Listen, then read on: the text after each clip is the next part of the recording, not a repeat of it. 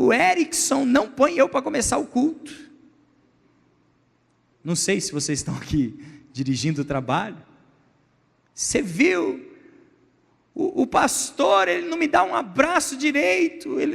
Quando eu orei, ele nem falou assim, uau, que oração. Essa é a diferença de quem tem força em Cristo, irmão. Quando aqueles homens chegaram na porta daquele lugar, eles devem ter pedido assim, vocês podem nos dar licença? Tem um homem aqui que ele é paralítico de nascença, a gente quer chegar lá até Jesus. E a multidão deve ter espremido e fechado a porta para eles. E eu não sei se eles começaram a gritar do lado de fora, não sei se eles tentaram alguma coisa, mas eu sei que rapidamente, a força que estava neles fez a diferença.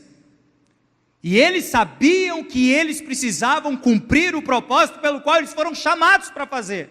E logo eles criaram outra situação.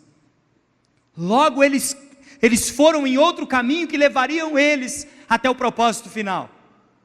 E quando eles chegaram no caminho, que eles escolheram ir paralelo à casa, olharam para o telhado e falaram assim, a única solução agora é, fala crente, em nome de Jesus, libera, subir. Eu vou dizer uma coisa para os crentes, para os jovens que estão aqui, que ficam só neste plano horizontal. Está na hora de estabelecer alguns planos verticais. Começar a olhar para o alto, começar a sonhar com coisas do alto, começar a elevar a sua moral, o seu dom, aquilo que Deus entregou para você, a tua força para cima, porque é assim que Deus quer usar você. Eu fico pensando, já devia estar difícil. Irmãos, vou dizer uma coisa para você, carregar um bebezão de 6 anos de idade é fácil? Hein, papai? Josué, carregar o filhão agora, é fácil? Não é fácil não, irmão. Carregar um homem paralítico não era fácil não. E a proposta agora era subir com todo este peso para cima do telhado. Mas por que eles pediram, ou por que eles pensaram nesta solução como algo que eles podiam fazer? Eles olharam para eles e falaram assim, nós temos força para isso. Nós temos condição para fazer. Portanto, nós vamos fazer. E eles fizeram. Sabe, irmão, se você se conhecesse, se você visse o que Deus entregou nas tuas mãos, se você visse como Deus enxerga você, se você soubesse qual é o resultado que Deus espera de você, de todo esse investimento que Ele tem feito na sua vida, você quer ver uma coisa? Vamos lá, estou acabando já, viu? Quantos aqui tem 6 meses de crente? Faz 6 meses que eu sou crente. 6 meses. 6 meses que você é crente? Eu acho que tem um pouco mais. É? 1 ano de crente. Quem aqui faz 1 ano que é crente? Uau. 2 anos de crente. 1, 2 mãos. 3 anos de crente. 4 anos de crente. 5 anos de crente. 6 anos que é crente. De 5 a 10 anos de crente. De 10 a 15 anos de crente. De 15 a 20 anos de crente. Tem mais? Põe fé aí, pastor. De 20 a 30 anos de crente. Uau! De 30 anos em diante. Assim pro seu irmão, faz tempo que Deus está investindo em você, irmão. Assim, ó. Faz tempo, irmão. Vou te falar uma coisa, faz tempo. E Deus não investe em negócio furado não, irmão. Deus não faz mau investimento. Deus sabe aonde Ele está colocando esta semente. E Deus quer em tempo oportuno você frutificando em nome de Jesus. Qual é esse tempo, pastor?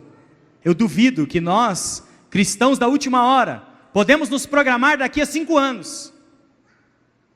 Eu duvido, nós cristãos da última hora, jovens da última hora, uau, que privilégio, hein? Você vai chegar no céu, aí você vai dizer assim, ei, eu fui um jovem da última hora.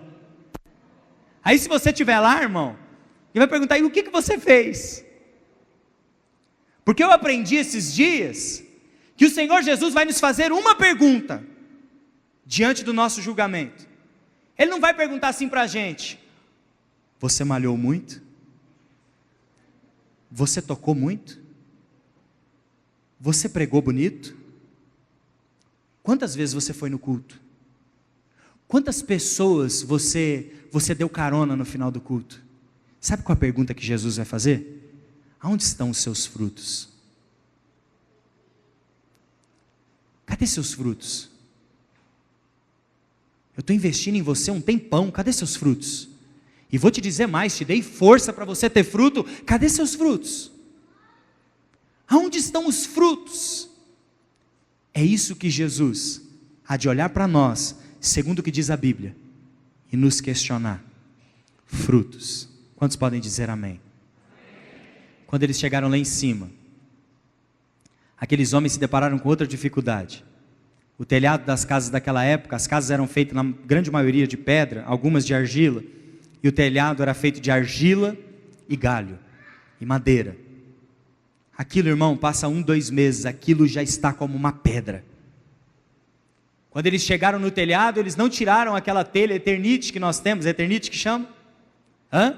Desencaixou uma da outra para poder descer o homem. Não, aqueles homens tiveram, em algumas traduções está escrito, tiveram que abrir um buraco. Com a força que Deus os tinha entregue dentro dos seus corações. Subiram no telhado e começaram a bater, a abrir buraco.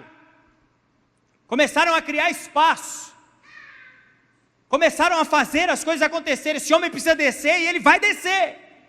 Porque nós temos força para fazer isso acontecer.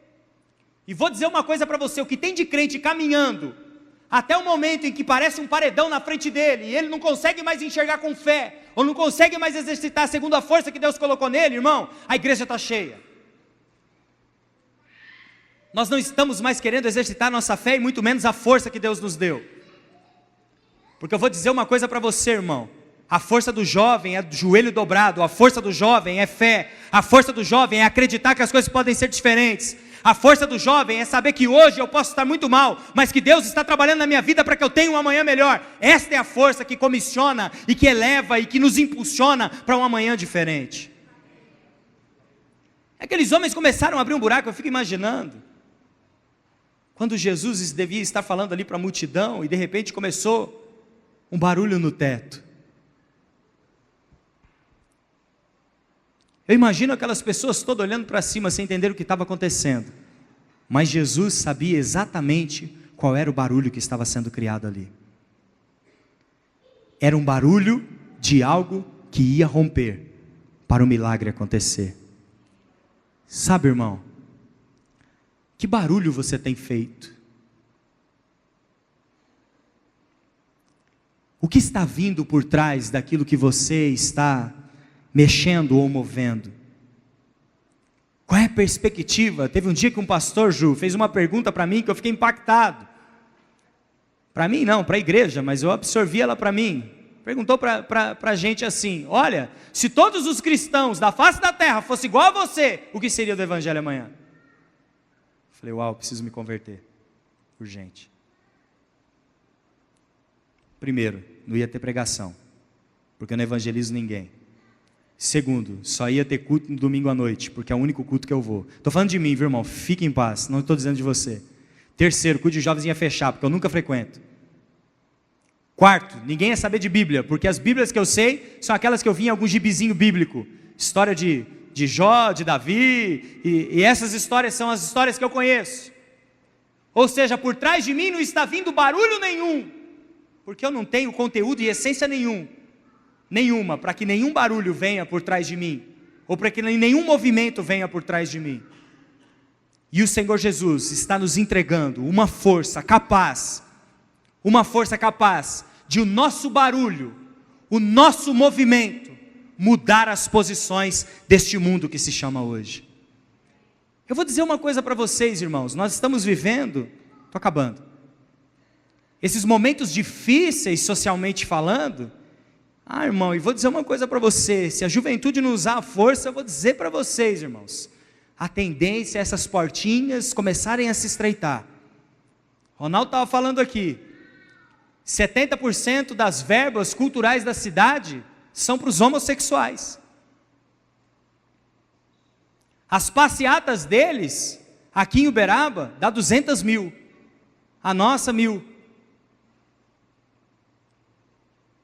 Não estamos usando a nossa força para fazermos aquilo que precisamos fazer.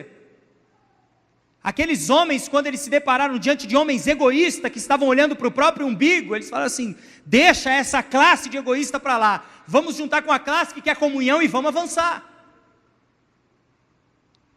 E quando eles começaram a bater,